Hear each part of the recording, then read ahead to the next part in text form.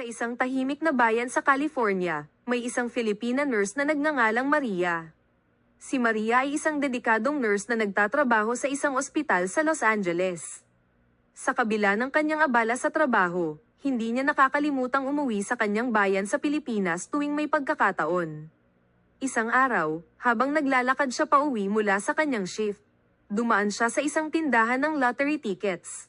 Napagpasyahan niyang bumili ng tiket bilang isang uri ng libangan, kahit na hindi siya umaasa na mananalo. Sa kanyang pag-uwi, isinilid niya ang tiket sa kanyang bag at nakalimutang tingnan. Pagkalipas ng ilang araw, habang nag-aasikaso siya ng mga dokumento sa ospital, napanood niya ang balita na nagpapahayag ng resulta ng lottery. Hindi siya makapaniwala nang makita ang kanyang numero sa screen.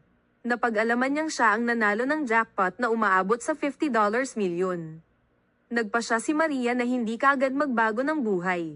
Ngunit bumili siya ng bagong bahay para sa kanyang pamilya sa Pilipinas at naglaan ng pondo para sa isang proyekto na magbibigay ng libreng medical check-up sa mga kababayan. Gumamit din siya ng bahagi ng kanyang premyo upang makapagpatayo ng isang klinika sa kanyang bayan sa Pilipinas, upang mas marami pang tao ang makinabang sa dekalidad na pangangalaga sa kalusugan.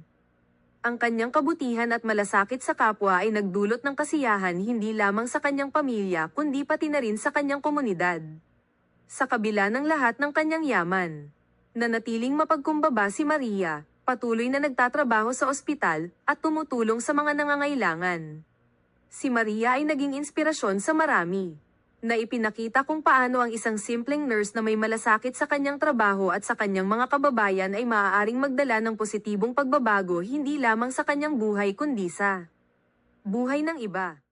Kung nagustuhan ninyo ang mga maikling kwento tulad nito, huwag kalimutang mag-subscribe sa aking channel.